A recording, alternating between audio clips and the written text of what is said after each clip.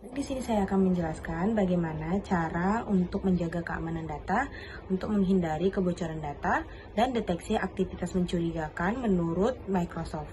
Yang pertama yaitu pencadangan data. Siapkan salinan cadangan untuk pemulihan data jika sewaktu-waktu terjadi insiden seperti kegagalan sistem, penyalahgunaan data, dan lain-lain. Lalu yang kedua, enkripsi data. Terapkan enkripsi pada data yang akan ditransfer untuk mencegah akses dari pihak yang tidak berwenang. Yang ketiga, autentikasi dan otorisasi. Gunakan kontrol akses berbasis peran untuk memastikan hanya pihak berwenang yang dapat akses informasi tersebut. Lalu yang keempat itu penilaian risiko. Evaluasi siapa saja yang dapat mengakses informasi data, termasuk karyawan, mitra, ataupun vendor. Penting untuk mengetahui bagaimana data tersebut akan digunakan. Solusi pencegahan kebocoran data berikutnya ada deteksi risiko internal. Jadi kita identifikasi aktivitas yang dapat menunjukkan adanya risiko atau ancaman dari dalam organisasi dengan memahami konteks penggunaan data. Aktivitas ini meliputi pemantauan unduhan data, pengiriman email ke organisasi luar atau keluar perusahaan, dan yang terakhir penggantian nama file. Misalnya, jika seseorang dalam perusahaan atau organisasi mengunduh data dalam jumlah besar tanpa adanya alasan yang jelas. Lalu, ketika ada email keluar yang membawa data penting ke pihak luar. Lalu, yang terakhir itu saat file diganti namanya untuk menyembunyikan informasi yang berpotensi sensitif milik perusahaan. Lalu, solusi yang kedua itu menerapkan kebijakan pencegahan kehilangan data. Jadi kita susun dan terapkan kebijakan yang jelas untuk mengatur pengelolaan dan pembagian data, seperti menentukan pengguna yang memiliki akses ke data tertentu sesuai kebutuhan pekerjaan mereka, lalu mengidentifikasi aplikasi atau perangkat yang diizinkan untuk mengakses dan mengelola data yang ada. Yang ketiga, membatasi aktivitas berisiko seperti menyalin data ke perangkat eksternal tanpa izin khusus.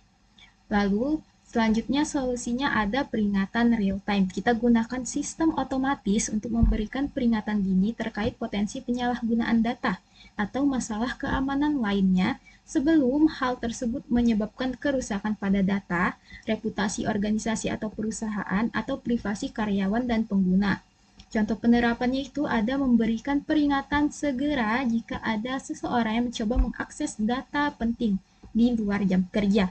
Lalu ada mengirim notifikasi jika ada upaya login dari lokasi atau perangkat yang tidak dikenal sebelumnya.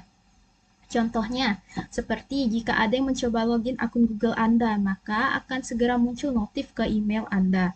Lalu yang terakhir itu pengauditan data. Audit data itu adalah proses pemeriksaan dan evaluasi rutin terhadap data untuk memastikan keamanan, akurasi, dan aksesibilitasnya.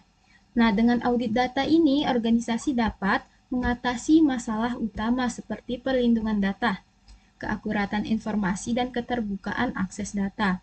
Lalu, perusahaan dapat menerima pemberitahuan yang mencatat siapa saja yang mengakses data dan bagaimana data tersebut digunakan. 5.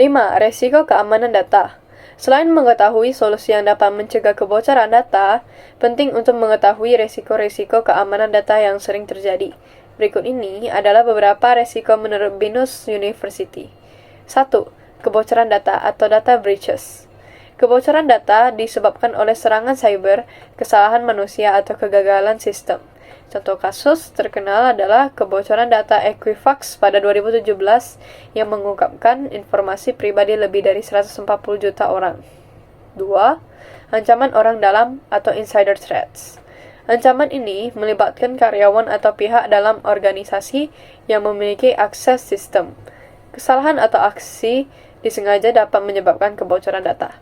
3. Kelemahan pada keamanan sistem.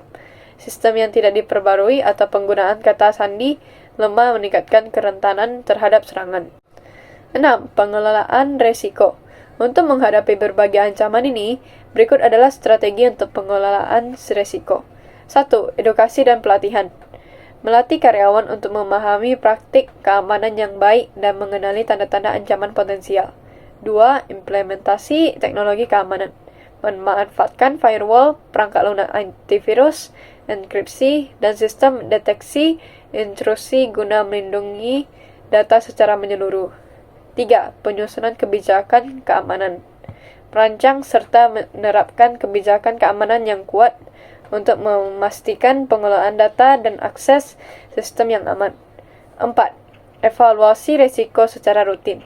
Melakukan audit dan analisis risiko secara berkala guna mengidentifikasi serta menangani potensi kerentanan. Saya Celia akan melanjutkan penjelasan tentang solusi yang dapat membantu mencegah kebocoran data dan mendeteksi aktivitas mencurigakan menurut Microsoft.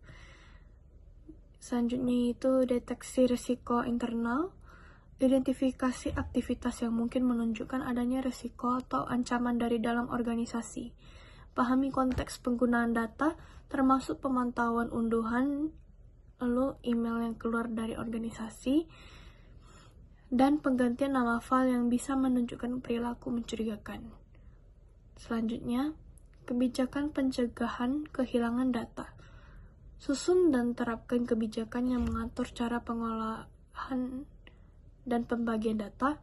Tentukan pengguna, aplikasi, dan lingkungan yang memiliki izin untuk melakukan aktivitas tertentu guna mencegah kebocoran atau pencurian data. Lalu, peringatan real-time. Otomatiskan pemberitahuan terkait kemungkinan penyalahgunaan data dan terima peringatan terkait masalah keamanan sebelum menimbulkan kerusakan pada data, reputasi, atau privasi karyawan dan pelanggan Anda. Yang terakhir, pengauditan data. Atasi isu-isu utama seperti perlindungan data, akurasi, dan aksesibilitas melalui audit data yang dilakukan secara rutin. Pemberitahuan audit dapat memberitahu siapa yang mengakses data dan bagaimana data tersebut digunakan.